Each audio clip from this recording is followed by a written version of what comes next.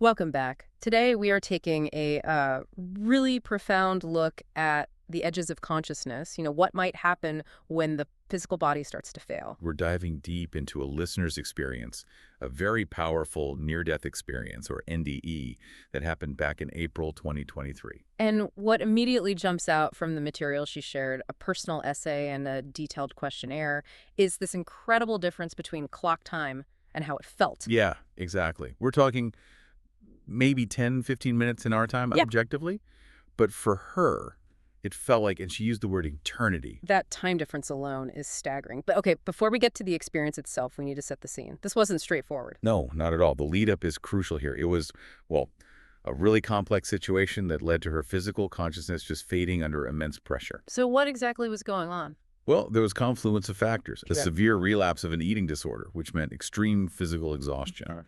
Then compounded by a dangerous mix of substances, alcohol, benzodiazepines, and also dextromethorphan, which is dissociative. Wow, that's a lot for the body to handle. Absolutely. It put tremendous stress on her system, leading to serious cardiac issues, POTS, arrhythmia were mentioned. And this was all happening against a backdrop of CPTSD. Right, complex PTSD, which contributed to a kind of dissociative fugue state. It's like the body was just overwhelmed, checking out. It really sounds like the body was just giving up. But the way she describes that initial moment, it wasn't panic, was it? It was almost peaceful. That's what's so striking. She describes this physical heaviness taking over, but feeling grateful for it, like being wrapped up in a weighted blanket. So even as the body is failing, the feeling is relief. Exactly. The physical trauma, the body feeling like concrete, breath getting shallow, all that was happening. But the dominant feeling shifted from that initial fear to profound peace, like finally letting go. And once that physical feeling, that burden was gone, the journey began. Right. And she describes it not as falling, but floating down this dark hole or abyss. She specifically referenced Alice as she went to Wonderland. So not terrifying, but almost curious. Yes, precisely. The body immediately ceased to be the reference point. She talks about losing the physical form, becoming pure essence or being. All those medical problems suddenly irrelevant, just gone. And then came this feeling of shrinking, getting smaller and smaller. Yeah, condensing down to an impossibly small size. She used words like a speck, a concept, just pure consciousness, like the ego dissolving. That sounds like it could be terrifying, losing yourself like that. But it wasn't. That's key in so many NDEs. There was this immediate acceptance, even familiarity, like she was returning to her fundamental state. Familiarity. Yes, like this is always who I was and who we all are. A return home. She even mentioned something her mother used to say about being a twinkle in her eye. It felt like that. That's deeply profound, finding comfort right there in that moment of, well, non-being almost. And while her physical consciousness was fading, shutting down, she emphasizes that her soul consciousness was, as she put it, at an all-time high. Okay, so explain that difference. Physical consciousness gone, but soul consciousness amplified. Right. This is critical. Even as the body failed, the mind or the soul didn't just keep going, it sped up. Thoughts became incredibly fast. Senses were incredibly more vivid. But not physical senses. No, not sight or sound as we know it, more like senses attuned to energy, patterns, knowledge. This heightened state seems to have prepared her for what came next. Which was moving from that personal descent into something more cosmic. Exactly. The frame shifted completely, and it started with that classic NDE element, the light. Ah, the light. But the way she described it, it wasn't just bright. It was intensely otherworldly.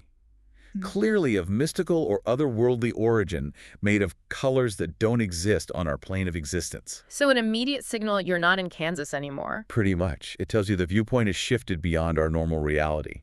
And then rushing towards, or maybe back through, this tunnel of light, she said it felt like a train rushing towards me. And during that rush, everything happened. Everything. Her entire existence seemed to collapse into one single moment.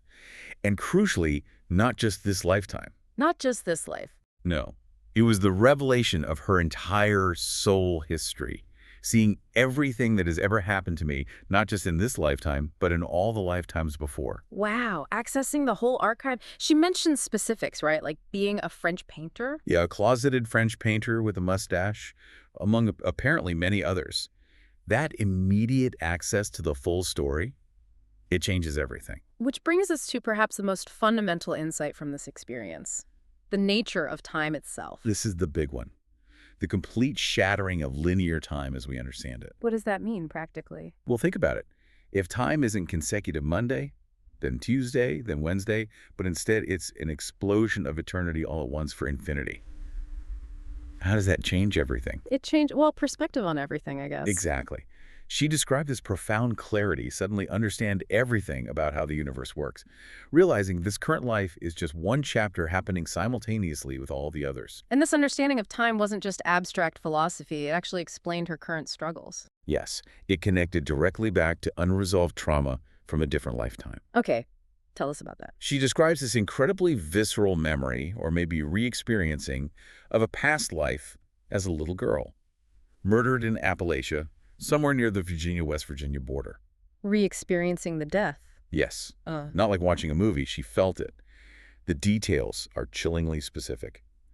Lying in a creek bed, the humidity the specific injuries had, and private area knowing she was dying, and feeling that distinct chest heaviness. that chest heaviness, like the physical symptoms she had in 2023. Precisely. And that was the connection she made.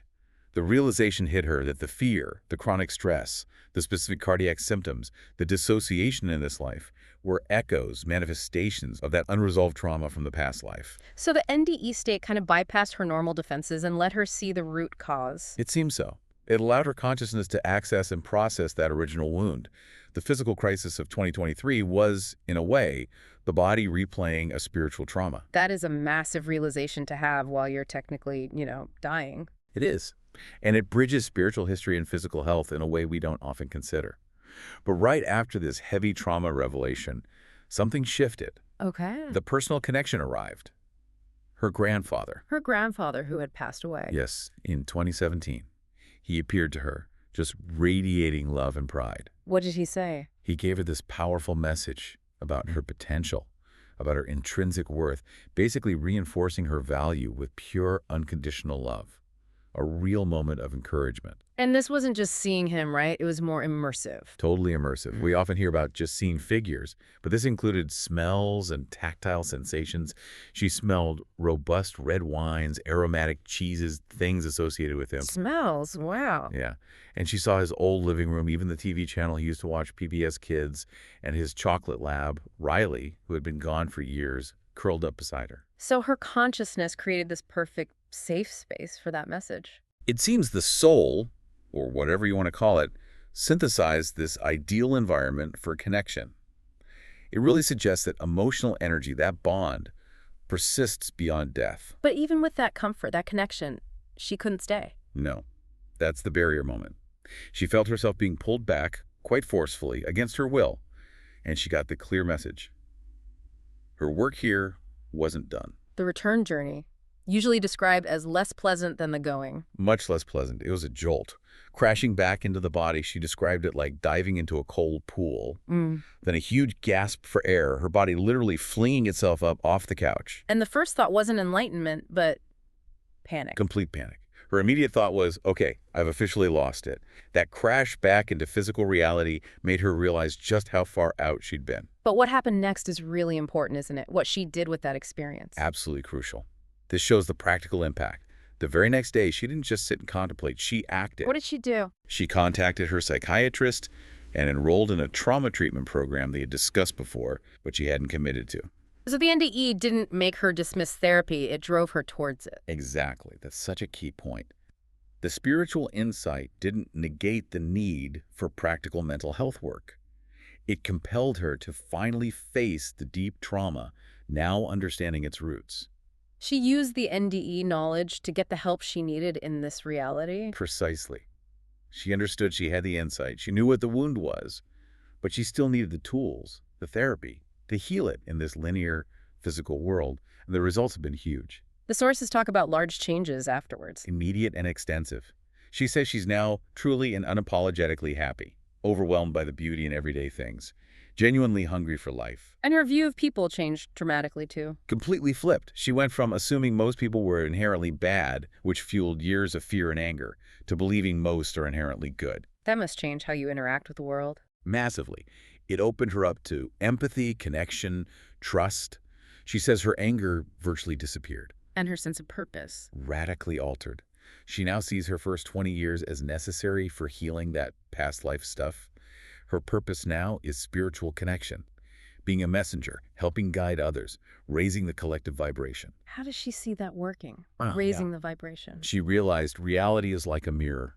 If she puts out positive energy, love, good intent, that's what comes back.